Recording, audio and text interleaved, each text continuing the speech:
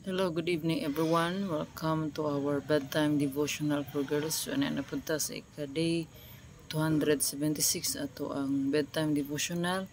Today is Monday, October 28, 2024, and today is the last Monday of the month of October. So, ang atong topic karon is how would Jesus behave? So, ang word nga na-address sa John chapter 15 verse 16 nga nag-ingon, "You did not choose me, but I chose you.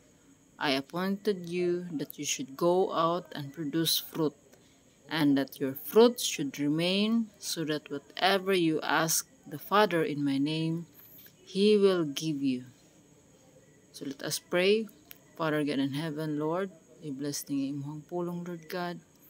Ang salamat, Lord God, sa imuhang kaayo, Lord God, kanamo sa imuhang gugmang grasya, Lord God, ug kaluoy. Salamat, Lord, nga ikaw among Ginoo, Lord God. Maghari ka, Lord God, sa among kinabuhi.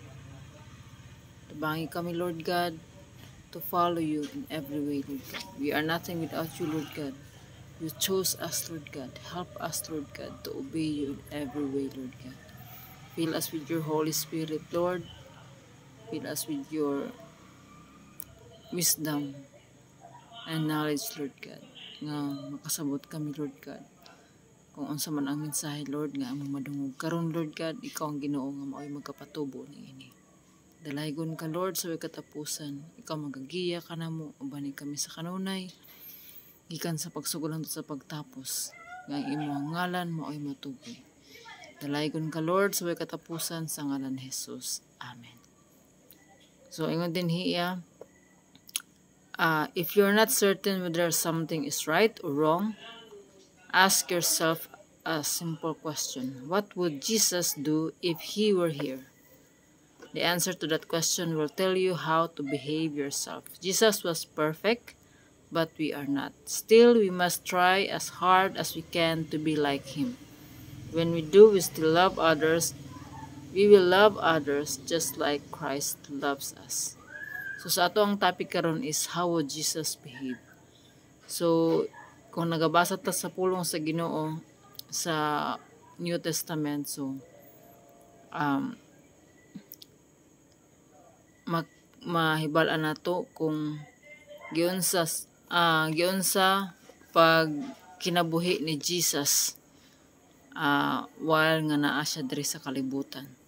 So nagsugod ang ministry ni Jesus is 30 years old na siya. So nagunsa man siya gikan nga naa siya buot hangtod nga nag 30 siya. So ang uban wala gi detalye, pero naagiingon according sa pulong sa Ginoo nga Jesus grew in wisdom and statutes of God. So nag-study si Jesus sa pulong sa Ginoo. So katong mga sa Old Testament katong basahon sa balaod, iya tong ginatuman. So Jesus is perfect. Jesus Jesus was perfect. So ginasunod ni Jesus kung unsa ang ang gisugo sa iyang amahan kaniya.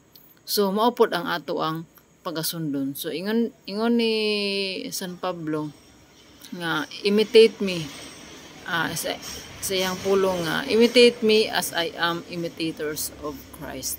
So Jesus grew in spirit. Puno siya sa balaang espiritu. So unsa man ang kinaiya sa balaang espiritu. So makita nato ni sa Galatians chapter 5 nga naingon dito ang the fruit of the Holy Spirit is love, joy, peace, patience, kindness, goodness, so faithfulness, gentleness, and self-control. So kini nga mga kinaiya, mga kini ang naa kang Jesus. So ato pud ning pagasundon. So si Jesus is obedient to the Father even to the point of death. So kay balas Jesus nga kinahanglan siya nga mamatay para matuman ang balaang kasulatan. So pero katong time nga naingon siya nga Father, nagampo siya nga kung pwede nga kuhaon kaniya ang suffering. So na feel ni Jesus kung unsa ang mahimuang human. But unsa iyang ingon, but your will be done.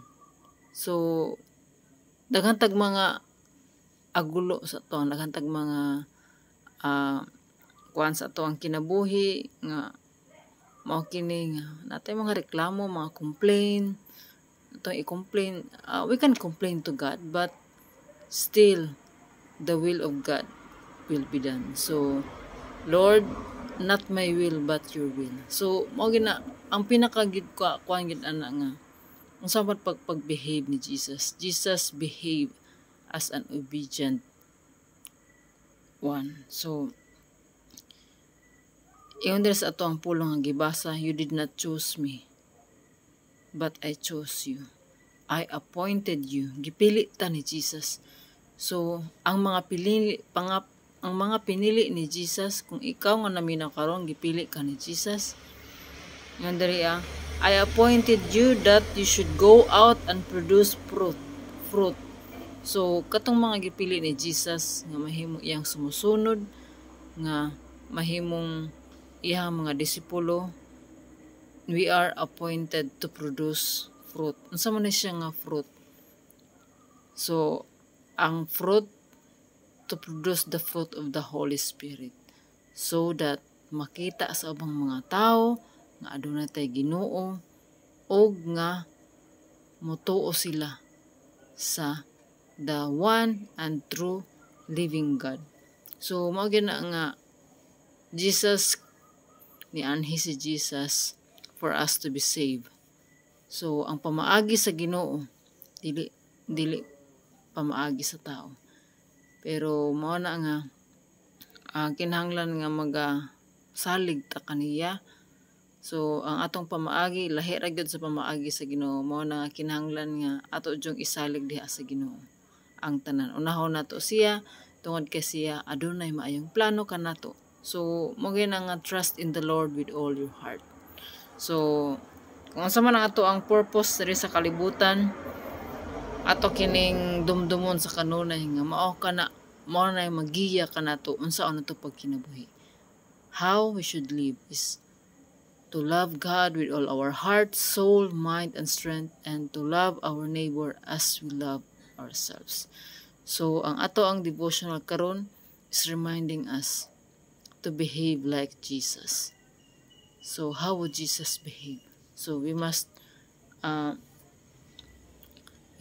read and meditate the Word of God, and God will guide us. So and God will guide us through His Word. So ang pulong sa Ginoo mao kini ang magatudlo kanato, magakorek kanato kung unsa ang ato ang pagabuhaton diri sa kalibutan. So kining tanan mao na nga atong pagasundon kanunay, how would Jesus behave? Jesus is our role model, how we should behave on this earth. So kung wala man ta kay balo kung unsaon nato, so let us look at Jesus. So Jesus is our perfect example. So kung wala man ta kay balo, kung naglibog man ta, so mao na ang kinahanglan nga atong himuon nga standard of living ang iyahang pulong.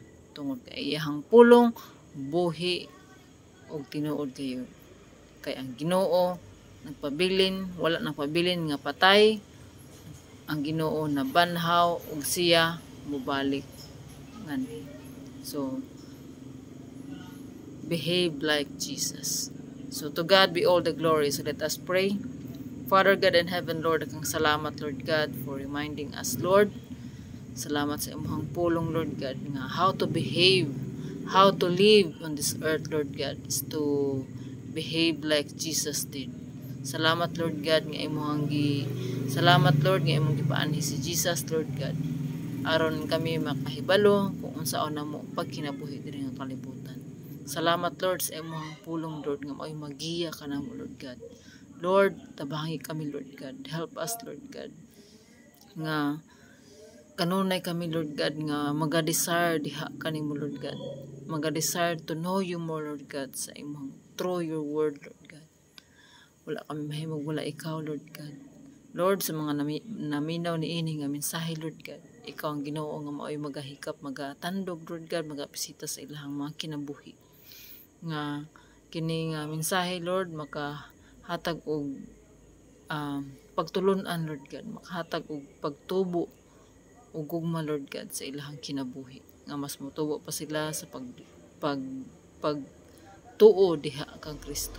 Dalaygon ka, Lord, sa way katapusan, ikaw ang Ginoo, Lord God, nga may mubag-o sa mga kasing-kasing, Lord God. Kaya wala kami mahimog wala ikaw. Salamaton kami kanunay, Lord God, sa imong mga gibubo ka namo, Lord God, yung mga panalangin sa kanunay. Lord, imong tanang dungog gimayag mga pagdayeg kanimo lamang sa ngalan ni Jesus. Amen ug amen. So may gabi sa tanan.